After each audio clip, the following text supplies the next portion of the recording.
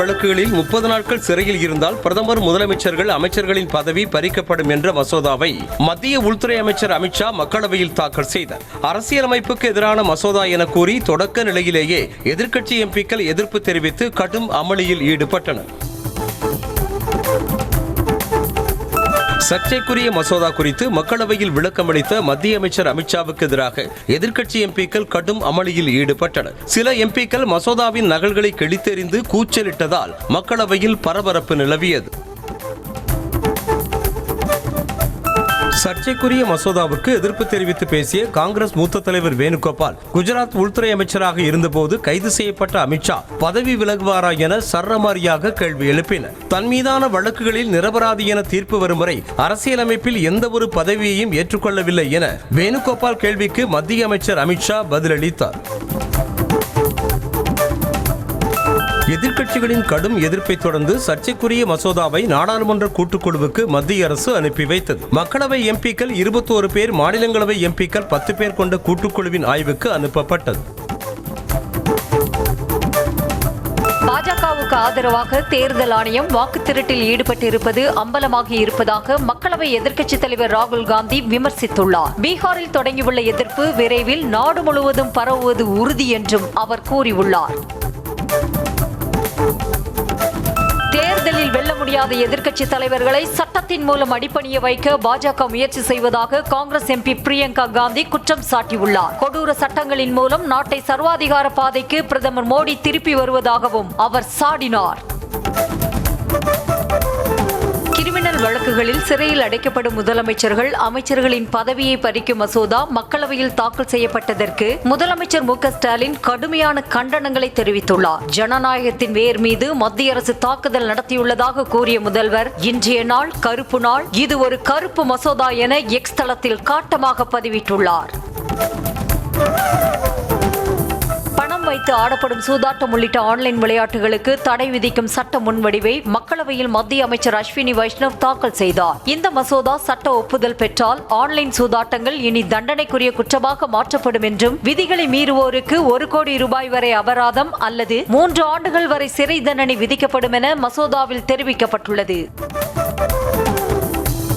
சட்டப்பேரவையில் 2வது முறையாக மசோதாவை நிறைவேற்றி அனுப்பினால் அதற்கு ஒப்புதல் வழங்குவதை தவிர ஆளுநருக்கு வேறு வழியே இல்லை என உச்சநீதிமன்றம் மீண்டும் திட்டவட்டமாக தெரிவித்துள்ளது. மசோதாவுக்கு ஒப்புதலும் அளிக்கவில்லை, திருப்பியும் அனுப்பவில்லை என்றால் என்ன அர்த்தம் என்றும் மத்திய அரசுக்கு உச்சநீதிமன்றம் சரமாரியாக கேள்விகளை எழுப்பியுள்ளது. தேசிய ஜனநாயக கூட்டணியின் குடியரசு துணைத் தலைவர் வேட்பாளர் சி.பி. ராதாகிருஷ்ணன், பிரதமர் மோடி, மத்திய அமைச்சர்கள் அமித்ஷா, ராஜ்நாத் சிங் ஆகியோர் முன்னிலையில் வேட்புமனுவை தாக்கல் செய்தார். மாநிலங்களவை பொதுச் செயலாளர் பிரமோத் சந்திர மோடி அவரது வேட்புமனுவை பெற்றுக் கொண்டார். குடியரசு துணைத் தலைவர் தேர்தலில் இந்தியா கூட்டணி சார்பில் போட்டியிடும் உச்சநீதிமன்ற முன்னாள் நீதிபதி சுதர்சன ரெட்டி நாளை வேட்புமனு தாக்கல் செய்கிறார். கட்சி எல்லைகளை கடந்து அனைத்து நாடாளுமன்ற உறுப்பினர்களும் தன்னை ஆதரிக்குமாறு முன்னாள் நீதிபதி சுதர்சன் ரெட்டி வேண்டுகோள் விடுத்திருக்கிறார். முதலமைச்சர் ரேகா குப்தா மீது தாக்குதல் நடத்தியவர் கைது செய்யப்பட்டுள்ளார். தனது இல்லத்தில் முதலமைச்சர் ரேகா குப்தா மக்களை சந்தித்துக் கொண்டிருந்த போது கூட்டத்தில் இருந்த நபர் ஒருவர் திடீரென கூச்சலிட்டவாறு ரேகா குப்தாவை நோக்கி பாய்ந்து அவரின் தலைமுடியை பிடித்து சரமாரியாக தாக்கினார். தாக்கியவர் குஜராத்தை சேர்ந்த ராஜேஷ் சகாரியா என்பது தெரிய வந்துள்ளது. திமுக என்ற கட்சி நாளுக்கு நாள் தேய்ந்து கொண்டிருப்பதாக அதிமுக பொதுச் செயலாளர் எடப்பாடி பழனிசாமி விமர்சனம் செய்திருக்கிறார். மக்களை காப்போம், தமிழகத்தை மீட்போம் பயணத்தின் ஒரு பகுதியாக ராணிப்பேட்டையில் பிரச்சாரம் மேற்கொண்ட இபிஎஸ் மக்கள் மத்தியிலும் திமுக செல்வாக்கை இழந்துவிட்டதால் வீடு வீடாக சென்று உறுப்பினர் சேர்க்கையில் ஈடுபடுவதாகவும் தாக்கி பேசினார். தமிழகத்தில் இடஒதுக்கீட்டை பின்பற்றாமல் யாரை வேண்டுமானாலும் தனியார் நிறுவனங்கள் நியமிக்கும் நிலை உள்ளதாக அன்புமணி தெரிவித்துள்ளார். சென்னை மாநகர போக்குவரத்து கழகத்திற்கு குத்தகை முறையில் 2192 ஓட்டுநர்கள், நடத்துனர்கள் நியமனம் செய்யப்பட இருப்பது சமூக நீதியை குழி தோண்டி புதைக்கும் செயலாகும் என்றும் குற்றம் சாட்டியுள்ளார். மதுரை பாரப்பத்தியில் தமிழக வெற்றி கழகத்தின் மாநில மாநாட்டிற்காக நிறுவ முயன்ற 100 அடி உயர ராட்சத கொடிக்கம்பம் எதிர்பாராத விதமாக சரிந்து விழுந்ததால் பரபரப்பு ஏற்பட்டது. செங்குத்தாக தூக்கி நிறுத்தப்பட்ட போது சாய்ந்து விழுந்ததில் இனோவா கார் நொறுங்கியது. ராட்சத கொடிக்கம்பம் சாய்ந்த போது ஊழியர்கள் சுதாரித்துக் கொண்டதால் உயிர் சேதம் தவிர்க்கப்பட்டது. தாவேக தாவேக மாநாட்டு திடலில் கொடிக்கம்பத்தை தூக்கி நிறுத்தும் போது கிரேன் பெல்ட் அருந்ததே விபத்துக்கு காரணம் என தகவல் வெளியாகியுள்ளது. பாரம் தாங்காமல் பெல்ட் அருந்ததால் ஒரு நொடியில் கீழே விழுந்து கொடிக்கம்பம் வளைந்து உடைந்தது. அப்போது ஜேசிபியில் இருந்தவர்களும் திடலில் இருந்தவர்களும் உயிரை கையில் பிடித்துக்கொண்டு தப்பி ஓடினர். நீதித்துறையை விமர்சிக்கும் வகையில் பேசியதாக நாம் தமிழர் கட்சியின் ஒருங்கிணைப்பாளர் சீமான் மீது புகார் அளிக்கப்பட்ட நிலையில் அவர் மீது காவல்துறை வழக்கு பதிவு செய்ய வேண்டும் என சென்னை உயர்நீதிமன்றம் உத்தரவிட்டிருக்கிறது. சீமான் மீது வழக்கறிஞர் சார்லஸ் அலெக்சாண்டர் என்பவர் போலீசில் அளித்த புகாரின் பேரில் வழக்கு பதிய நீதிமன்றம் ஆணையிட்டிருக்கிறது. மதிமுகவில் இருந்து துணை பொதுச் செயலாளர் மல்லை சத்யாவை இடைநீக்கம் செய்து பொதுச் செயலாளர் வைகோ உத்தரவிட்டிருக்கிறார். துரை வைகோவுக்கும் மல்லை சத்யாவுக்கும் இடையே ஏற்பட்ட கருத்து வேறுபாட்டால் வைகோ மீதும் துரை வைகோ மீதும் மல்லை சத்யா தொடர்ந்து குற்றச்சாட்டுக்களை முன்வைத்து வருகிறார். மல்லை சத்யாவிடம் விளக்கம் கேட்டு நோட்டீஸ் அனுப்பியிருக்கிறார். ஜெயலலிதா மீதான வருமான வரி வழக்கில் 36 கோடி ரூபாய் செலுத்த கோரி அவரது சட்டப்பூர்வ வாரிசான தீபாவுக்கு எதிராக வருமான வரித்துறை அனுப்பிய நோட்டீஸுக்கு சென்னை உயர்நீதிமன்றம் இடைக்கால தடை விதித்துள்ளது. சட்டப்படி 15 நாட்கள் அவகாசம் வழங்கப்பட வேண்டும் என்றும், ஆனால் 7 நாட்களில் வருமான வரியை செலுத்தாவிட்டால் கடும் நடவடிக்கை எடுக்கப்படும் என நோட்டீஸில் தெரிவிக்கப்பட்டிருக்கிறது என தீபா தரப்பில் வாதிடப்பட்டது. திண்டுக்கல் பேகம்பூரில் எஸ்டிபிஐ கட்சியின் மாவட்ட பொருளாளர் ஷேக் அப்துல்லாவின் வீடு உட்பட 8 இடங்களில் தேசிய புலனாய்வு முகமை அதிகாரிகள் சோதனை மேற்கொண்டனர். மதமாற்ற நடவடிக்கைகளை எதிர்த்து போராடிய ராமலிங்கம் என்பவர் 2019ஆம் ஆண்டு வெட்டி கொல்லப்பட்ட வழக்கு தொடர்பாக சோதனை நடைபெற்று வருகிறது. தென்காசி மாவட்டம் கடையநல்லூரில் தேசிய புலனாய்வு முகமை அமைப்பினர் சோதனை மேற்கொண்டனர். திண்டுக்கல் உள்ளிட்ட 10 இடங்களில் காலை முதலே தேசிய புலனாய்வு முகமை அமைப்பினர் தீவிர சோதனையில் ஈடுபட்டு வருகின்றனர். அதன் ஒரு பகுதியாக முகமது அலி என்பவரது வீட்டில் என்ஐஏ சோதனை மேற்கொண்டது. ஒகேனக்கல் காவிரியாற்றில் தண்ணீர் வரத்து வினாடிக்கு 70,000 கன அடியாக சரிந்த நிலையிலும் பாதுகாப்பு கருதி அருவிகளில் குளிக்கவும் பரிசல் இயக்கவும் விதிக்கப்பட்டிருந்த தடை நீட்டிக்கப்பட்டுள்ளது. காலை 6 மணி நிலவரப்படி வினாடிக்கு சுமார் 1,05,000 கன அடியாக தண்ணீர் வரத்து இருந்த நிலையில் 70,000 கன அடியாக குறைந்திருக்கிறது. மேட்டூர் அணைக்கு நீர் திறப்பு 55,000 கன அடியாக குறைக்கப்பட்டுள்ளது. காவிரியாற்றில் இருந்து மேட்டூர் அணைக்கு வரும் நீர்வரத்து வினாடிக்கு 69,736 கன அடியாக குறைந்த நிலையில் அணையில் இருந்து திறக்கப்படும் நீரின் அளவும் குறைக்கப்பட்டுள்ளது. அடுத்த 5 நாட்களுக்கு லேசானது முதல் மிதமான மழை பெய்ய வாய்ப்புள்ளதாக சென்னை வானிலை ஆய்வு மையம் தெரிவித்துள்ளது. சென்னையில் வியாழக்கிழமை வானம் ஓரளவு மேகமூட்டத்துடனும் நகரின் சில பகுதிகளில் இடி மின்னலுடன் கூடிய லேசான மழை பெய்ய வாய்ப்புள்ளதாக தெரிவிக்கப்பட்டுள்ளது. சென்னையில் ஆபரண தங்கத்தின் விலை சவரனுக்கு 440 ரூபாய் குறைந்து ஒரு சவரன் 73,440 ரூபாய்க்கு விற்பனை செய்யப்படுகிறது. 1 கிராம் தங்கம் 55 ரூபாய் குறைந்து 9,180 ரூபாய்க்கு விற்பனை செய்யப்படுகிறது. வெள்ளி 1 கிராம் 125 ரூபாய்க்கும், பார் வெள்ளி 1 கிலோ 1,25,000 ரூபாய்க்கும் விற்பனை செய்யப்படுகிறது. சுதந்திர போராட்ட வீரர் ஒண்டி வீரன் நினைவு தினத்தை ஒட்டி முதலமைச்சர் மு க ஸ்டாலின் புகழாரம் சூட்டியுள்ளார். அவர் வெளியிட்டுள்ள எக்ஸ் பதிவில், ஆங்கிலேயருக்கு நெல்லை கப்பமாக கட்ட மறுத்து நெற்கட்டும் செவலை நெற்கட்டான் செவலாக மாற்றி அந்நிய ஆதிக்கத்திற்கு சவால் விட்ட தென்மலை போரின் மாவீரர் ஒண்டி வீரனின் நினைவு நாளில் அவருக்கு தமது வீர வணக்கம் என குறிப்பிட்டுள்ளார். முதலமைச்சர் மு க ஸ்டாலின் தனது 50வது திருமண நாளையொட்டி மனைவி துர்கா ஸ்டாலினோடு கலைஞர் நினைவிடத்திற்கு சென்று மரியாதை செலுத்தினர். திருமண வாழ்வில் பொன்விழா ஆண்டில் அடியெடுத்து வைக்கும் இருவருக்கும் பல்வேறு கட்சித் தலைவர்களும் வாழ்த்து தெரிவித்து வருகின்றனர். தொடர்ந்து கோபாலபுரம் வீட்டில் கலைஞர் உருவப்படத்திற்கு மரியாதை செலுத்தி தாய் தயாளு அம்மாளிடம் ஆசி பெற்றனர். தமது பெற்றோரின் 50வது திருமண நாளுக்கு துணை முதலமைச்சர் உதயநிதி ஸ்டாலின் வாழ்த்து தெரிவித்துள்ளார். இது தொடர்பாக துணை முதலமைச்சர் உதயநிதி ஸ்டாலின் வெளியிட்டுள்ள எக்ஸ் பதிவில், அம்மாவும் அப்பாவும் வாழ்வின் ஏற்றத்தாழ்வுகள் சுக துக்கங்கள் எல்லாவற்றையும் இணைந்தே எதிர்கொண்டு 50 ஆண்டுகளை நிறைவு செய்ததாக நிகழ்ச்சி தெரிவித்து வீடியோ ஒன்றை பகிர்ந்துள்ளார். அதிமுக பொதுச் செயலாளர் எடப்பாடி பழனிசாமி மீது நடவடிக்கை எடுக்க கோரி தமிழ்நாடு அவசர ஊர்தி தொழிலாளர்கள் முன்னேற்ற சங்கம் சார்பில் மதுரை எஸ்பி அலுவலகத்தில் புகார் அளிக்கப்பட்டுள்ளது. வேலூர் மாவட்டம் அணைக்கட்டு பகுதியில் பேசிய இபிஎஸ், ஆம்புலன்ஸ் வாகனத்தை ஓட்டி வரும் ஓட்டுநரே நோயாளியாக மாறி செல்லும் நிலை ஏற்படும் என எச்சரித்தார்.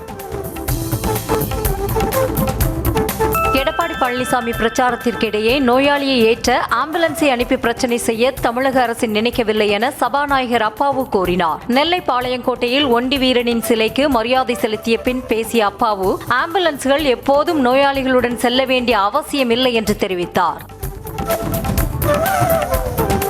குடியரசு துணைத் தலைவர் தேர்தலில் போட்டியிடும் இந்தியா கூட்டணி வேட்பாளர் நீதிபதி சுதர்சன ரெட்டி ஆந்திராவைச் சேர்ந்தவர் என்பதால் அம்மாநில எம்பிக்கள் அவருக்கு வாக்களிக்க வேண்டும் என்று சொன்னால் தேசிய ஜனநாயக கூட்டணியும் பாஜகவும் ஏற்குமா என சிபிஎம் மாநில செயலாளர் சண்முகம் கேள்வி எழுப்பியிருக்கிறார். ராதாகிருஷ்ணன் RSS காரர் என்பதால் அவரை ஆதரிக்க முடியாது என்றார். குடியரசு துணைத் தலைவர் வேட்பாளர் ஆதரவு விவகாரத்தில் முதலமைச்சர் மு.க. ஸ்டாலின் தனது முடிவை பரிசீலனை செய்ய வேண்டும் என பாஜக முன்னாள் மாநில தலைவர் அண்ணாமலை வலியுறுத்தியுள்ளார். சென்னையில் இலகணேசன் இல்லத்தில் அவரது உருவப்படத்திற்கு மலர் தூவி அஞ்சலி செலுத்திய பின் செய்தியாளர்களை சந்தித்த அவர் இவ்வாறு பேசினார். தென்காசி மாவட்ட இளைஞர் காங்கிரஸ் ஊழியர்கள் குழு கூட்டத்தில் இரு தரப்பினருக்கிடையே ஏற்பட்ட மோதலால் பரபரப்பு ஏற்பட்டது. மாவட்ட காங்கிரஸ் அலுவலகத்தில் நடைபெற்ற கூட்டத்தில் தமிழ்நாடு இளைஞர் காங்கிரஸ் தலைவர் சூரிய பிரகாஷ் பங்கேற்றார். அப்போது கூட்டத்திற்கு வருகை தந்த மாவட்ட தலைவர் தனக்கு அழைப்பு கொடுக்கவில்லை என கூறி வாக்குவாதத்தில் ஈடுபட்டார். தமிழக வெற்றிக் கழகத்தின் 2வது மாநில மாநாடு வியாழக்கிழமை நடைபெற உள்ள நிலையில் மாநாட்டு தொடரில் முன்னெச்சரிக்கை நடவடிக்கையாக சுமார் 30க்கும் மேற்பட்ட ஆம்புலன்ஸ்கள் தயார் நிலையில் வைக்கப்பட்டுள்ளன. மாநாட்டுக்கு வருபவர்களின் வசதிக்காக முதலுதவி முகாம்களும் 50 மருத்துவ குழுவும் வரவழைக்கப்பட்டுள்ளது. திருவள்ளூர் மாவட்டம் திருத்தணி அருகே அருங்குளத்தில் மரங்கள் மாநாடு நடைபெற உள்ள தோட்டத்தை பார்வையிட்டு ஆய்வு செய்த சீமான் தன்னை பார்த்து குறைத்த வளர்ப்பு நாய்களை பார்த்து ஒழுங்காக இல்லை என்றால் தவேகா மாநாட்டில் இறக்கி விட்டு விடுவேன் என கிண்டல் அடித்தார். மதுரையில் நாளை நடைபெறவுள்ள தமிழக வெற்றிக் கழக மாநாட்டிற்காக விருதுநகர் மாவட்டம் ஸ்ரீவில்லிபுத்தூரில் வரவேற்பு பேனர் வைத்தபோது தனியார் கல்லூரி மாணவர் மின்சாரம் தாக்கி உயிரிழந்தார். இனாம் கரிசல்குளம் பகுதி பிரதான சாலையில் பேனர் வைக்கும் பணியில் ஈடுபட்ட கல்லூரி மாணவர் காளீஸ்வரன் என்பவர் அருகில் இருந்த கம்பியை எடுத்தபோது எதிர்பாராத விதமாக மின்சாரம் பாய்ந்தது. பழனிச்செட்டிப்பட்டியில் உங்களுடன் ஸ்டாலின் நிகழ்ச்சிக்காக சாலையின் குறுக்கே கட்டப்பட்டிருந்த கயிறு பைக்கில் சென்ற வழக்கறிஞர் தம்பதியின் கழுத்தில் சிக்கியதில் இருவரும் பலத்த காயமடைந்தனர். நிகழ்ச்சி ஏற்பாட்டாளர்கள் அப்பகுதியில் வாகனங்கள் செல்லாதவாறு சாலையின் குறுக்கே நைலான் கயிறை கட்டியதாக கூறப்படுகிறது. மடப்புறம் கோயில் காவலாளி அஜித்குமார் கொலை வழக்கு விசாரணைக்காக உயர்நீதிமன்ற மதுரை கிளையில் சிபிஐ மற்றும் அஜித்குமார் குடும்பத்தினர் ஆஜராகினர். வழக்கில் சம்பந்தப்பட்டவர்களிடம் சிபிஐ அதிகாரிகள் நடத்திய விசாரணை அறிக்கையை தாக்கல் செய்ய நீதிமன்றம் உத்தரவிட்ட நிலையில் அஜித்குமாரின் தாயார், தம்பி மற்றும் வீடியோ பதிவு செய்த நபர்கள், வழக்கறிஞர் உள்ளிட்டோர் நேரில் ஆஜராகினர்.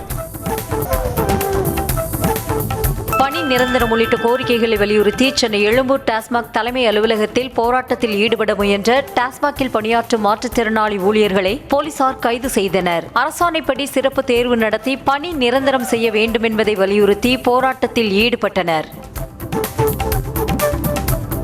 சென்னை மாநகராட்சியின் 2 மண்டலங்களில் தூய்மை பணிகளை தனியாருக்கு வழங்கும் தீர்மானத்தை ரத்து செய்ய உயர்நீதிமன்றம் மறுத்துவிட்டது. தூய்மை பணியாளர்கள் பணி நீக்கம் செய்யப்படுவார்கள் என்ற நிலை எழவில்லை என தெரிவித்த நீதிபதி, சென்னை மாநகராட்சி ஒப்பந்த நிறுவனத்துடன் கலந்து பேசி தூய்மை பணியாளர்கள் கடைசியாக பெற்ற ஊதியத்தை வழங்க வேண்டும் என உத்தரவிட்டு வழக்கை முடித்து வைத்தார். ஆபரேஷன் சிந்தூர் குறித்து போலி செய்தி பரப்பியதாக பத்திரிகையாளர்கள் கரண் தாப்பர், சித்தார்த்துக்கு அசாம் போலீசார் சம்மன் அனுப்பியதற்கு முதலமைச்சர் மு.க. ஸ்டாலின் கடும் கண்டனம் தெரிவித்திருக்கிறார். இது தொடர்பாக அவர் வெளியிட்டிருக்கும் எக்ஸ் பதிவில் பத்திரிகை சுதந்திரத்தை முடக்க தேச துரோக சட்டம் பயன்படுத்தப்படுவதாக சாடினார். 1 கோடி ரூபாய் மான நஷ்டஈடு கோரி அதிமுக பொதுச் செயலாளர் எடப்பாடி பழனிசாமி தாக்கல் செய்த மனுவுக்கு அறப்போர் இயக்கம் பதிலளிக்க சென்னை உயர்நீதிமன்றம் உத்தரவிட்டது. அதிமுக ஆட்சியில் நெடுஞ்சாலை டெண்டர் ஒதுக்கீட்டில் அரசுக்கு 692 கோடி ரூபாய் இழப்பு ஏற்படுத்தி முறைகேடு செய்ததாக இபிஎஸ்க்கு எதிராக புகார் அளித்தது. இதனால் தனக்கு அவப்பெயர் ஏற்படுவதாக கூறி இபிஎஸ் வழக்கு தொடர்ந்திருந்தார். ஐஎஃப்எஸ் நிதி நிறுவன மோசடி வழக்கில் கைது செய்யப்பட்டுள்ள அதன் இயக்குநர்கள் 2 தாக்கல் செய்த ஜாமீன் மனுக்களை சென்னை உயர்நீதிமன்றம் தள்ளுபடி செய்துவிட்டது. காட்பாடி ஐஎஃப்எஸ் நிதி நிறுவனத்தில் அதிக வட்டி தருவதாக கூறி முதலீட்டாளர்களிடம் 6000 கோடி ரூபாய் வரை வசூலித்து மோசடி செய்ததாக வழக்கு பதிவு செய்யப்பட்டது. கோவை மாவட்டம் ஆனைமலை அருகே ஆழியார் அணை முழு கொள்ளளவை எட்டவிருக்கும் நிலையில் 5 மதகுகள் வழியாக உபரி நீர் வெளியேற்றப்படுகிறது. ஆழியார் ஆற்றில் குளிக்கவோ ஆற்றங்கரையில் கால்நடைகளை மேய்க்கவோ வேண்டாம் என ஆற்றங்கரையோர மக்களுக்கு அதிகாரிகள் எச்சரிக்கை விடுத்துள்ளனர். ஈரோடு மாவட்டம் அம்மாபாளையம் பவானி ஆற்றில் வெள்ளப்பெருக்கு காரணமாக பரிசல் இயக்க தடை விதிக்கப்பட்டுள்ளது. இதனால் பள்ளிக்கு செல்லும் மாணவர்கள் சுமார் 7 கிலோமீட்டர் தூரம் வரை சுற்றி செல்லும் நிலை ஏற்பட்டது. அம்மாபாளையம் பவானி ஆற்றில் உயர்மட்ட பாலம் அமைத்து தர அப்பகுதி மக்கள் கோரிக்கை விடுத்துள்ளனர். மேட்டூர் அணை தனது முழு கொள்ளளவை எட்டியதை அடுத்து அணையில் இருந்து வெளியேற்றப்படும் உபரி நீர் நாமக்கல் மாவட்டம் குமாரபாளையம் காவிரி கரையோரம் உள்ள 25க்கும் மேற்பட்ட வீடுகளை சூழ்ந்ததால் குடியிருப்பு வாசிகள் கடுமையாக பாதிக்கப்பட்டுள்ளனர். பொதுமக்கள் ஆற்றில் குளிக்கவோ துணி துவைக்கவோ செல்ல வேண்டாம் எனவும் எச்சரிக்கை விடுக்கப்பட்டுள்ளது.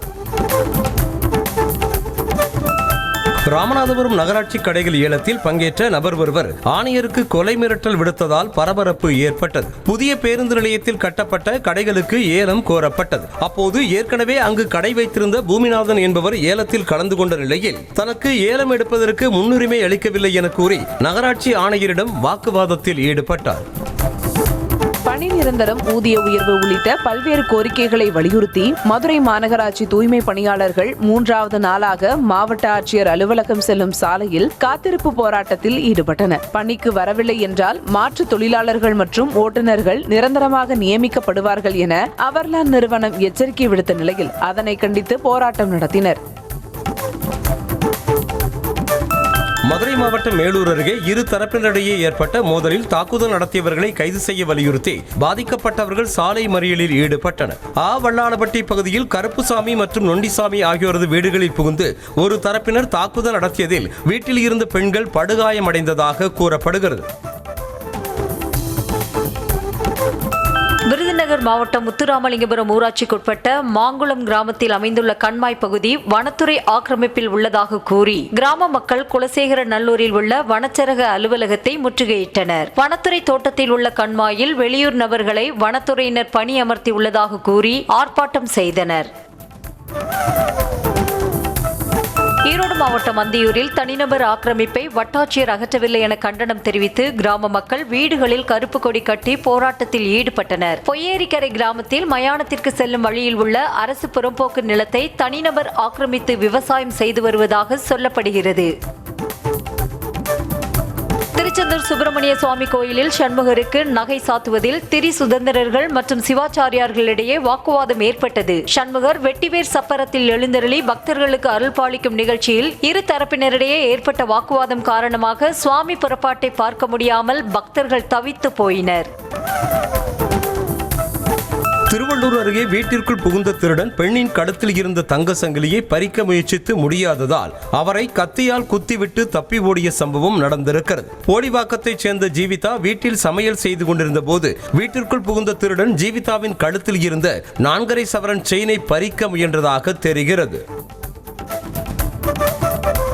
திருப்பத்தூர் மாவட்டம் பெருமாப்பட்டு பகுதியில் பொதுமக்களை மிரட்டும் வகையில் இளைஞர்கள் சிலர் பட்டாக்கத்தியுடன் போதையில் வலம் வந்த வீடியோ வெளியாகியுள்ளது. பிறந்தநாள் கேக்கை பட்டாக்கத்தியால் வெட்டி கொண்டாடிய இளைஞர்கள் அந்த கத்தியுடன் அதீத மதுபோதையில் வலம் வந்ததாக தெரிகிறது. திருவள்ளூர் மாவட்டம் சிற்றம்பாக்கத்தில் முன்விரோதத்தில் நாட்டு வெடிகுண்டு வீசி இளைஞரை கொலை செய்ய முயன்றது அதிர்ச்சியை ஏற்படுத்தியுள்ளது. சிற்றம்பாக்க பகுதியை சேர்ந்த சேது என்பவர் வீட்டில் இருந்து வெளியே வந்தபோது அவர் மீது சிலர் நாட்டு வெடிகுண்டை வீசி சென்றனர். அதில் படுகாயமடைந்த சேதுவை அருகில் இருந்தவர்கள் மீட்டு மருத்துவமனையில் அனுமதித்தனர். கடலூர் மாவட்டத்தில் வேப்பூர், சிறுபாக்கம், மங்களூர் உள்ளிட்ட பல பகுதிகளில் வெடிச்சத்தம் போன்று பயங்கர சத்தத்துடன் நில அதிர்வு ஏற்பட்டதாக பொதுமக்கள் அச்சம் தெரிவித்தனர். காலை 9:30 மணி அளவில் சத்தம் கேட்டதாகவும் கிராமங்களில் 100 நாள் வேலை திட்ட பணியில் இருந்தவர்களும் நில அதிர்வை உணர்ந்ததாகவும் தெரிவித்தனர். ராணிப்பேட்டை மாவட்டம் அரக்கோணம் அருகே ஆட்டோவில் சென்ற அரசு பள்ளி மாணவிக்கு அருகில் அமர்ந்து பயணித்த நபர் பாலியல் தொந்தரவு அளித்து பிளேடால் தாக்கியதாக பாதிக்கப்பட்ட மாணவி குற்றம் சாட்டியிருக்கிறார். ஆட்டோவை நிறுத்த சொல்லியும் ஓட்டுநர் கேட்காததால் பாதிக்கப்பட்ட மாணவி உடனடியாக ஓடும் ஆட்டோவில் இருந்து கீழே குதித்து தப்பினார். சத்துணவு ஊழியர் சங்கம் சார்பில் 7 அம்ச கோரிக்கைகளை வலியுறுத்தி ராமநாதபுரம் மாவட்ட ஆட்சியர் அலுவலக வளாகம் முன்பாக சாலை மறியலில் ஈடுபட்டவர்களை போலீசார் கைது செய்தனர். சத்துணவு திட்டத்தில் காலியாக உள்ள 60,000 காலி பணியிடங்களை உடனடியாக நிரப்ப வேண்டும், ஓய்வு பெறும் சத்துணவு ஊழியர்களுக்கு பணிக்கொடை வழங்க வேண்டும் உள்ளிட்ட கோரிக்கைகளை வலியுறுத்தி ஆர்ப்பாட்டம் செய்தனர்.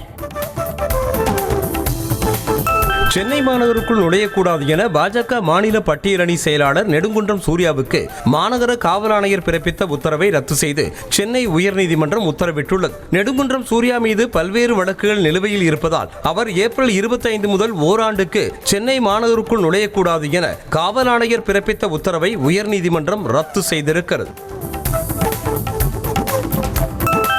சென்னை கொடுங்கையூரில் ஓசியில் பிரியாணி கேட்டு கடை உரிமையாளரை தாக்கிய இருவர் கைது செய்யப்பட்டனர். காமராஜர் சாலையில் உள்ள ஃபர்கான் பிரியாணி கடைக்கு குடிபோதையில் சென்ற 2 இளைஞர்கள் ஓசியில் பிரியாணி கேட்டு தகராறு செய்திருக்கின்றனர். ஒரு கட்டத்தில் உரிமையாளர் அப்துல்லாவை சர்ரமாரியாக தாக்கிய அவர்கள் பிரியாணி பாத்திரத்தை கீழே கொட்டி அராஜகம் செய்தனர்.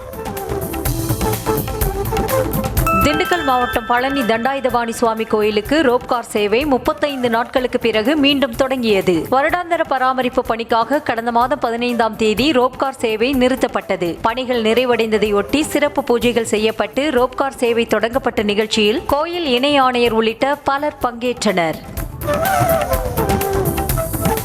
டெல்லியின் மாளவியா நகர் கரோல்பாக் பகுதியில் உள்ள எஸ்கேவி ஹவுஸ்ராணி மற்றும் ஆந்திரா பள்ளிகளுக்கு மின்னஞ்சல் மூலம் வெடிகுண்டு மிரட்டல் விடுக்கப்பட்டுள்ளது. போலீஸ் மற்றும் வெடிகுண்டு செயலிழப்பு படையினர் உடனடியாக சோதனை நடத்தினர். அதில் வெடிகுண்டு மிரட்டல் புரளி என்பது தெரிய வந்தது.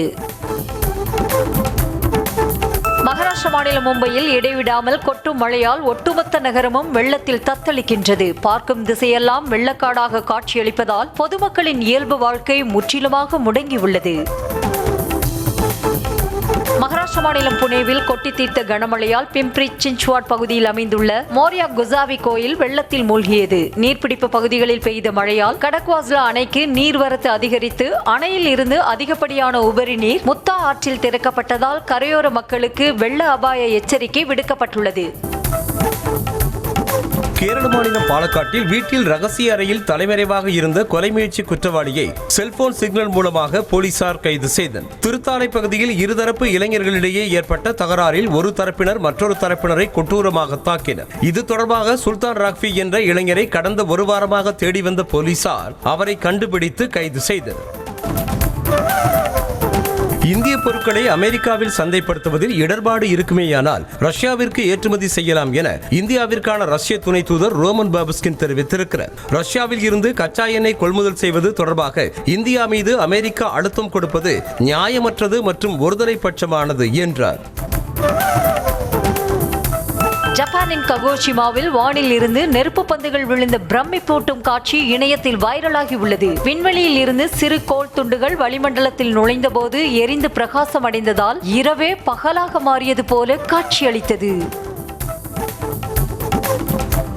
பாகிஸ்தானின் கராச்சியில் பெய்த வரலாறு காணாத பருவமழை வெள்ளத்தில் சிக்கி 6 பேர் உயிரிழந்தனர். மேலும் விமான சேவையை முடங்கி பெருமழை வெள்ளத்தால் கராச்சி நகரமே வெள்ளத்தில் தத்தளித்து வருகிறது. வீடுகள் வாகனங்கள் நீரில் மிதப்பதால் மக்கள் செய்வதறியாமல் தவித்து வருகின்றனர். கனமழையால் முக்கிய சாலைகள் வெள்ளத்தில் மூழ்கின.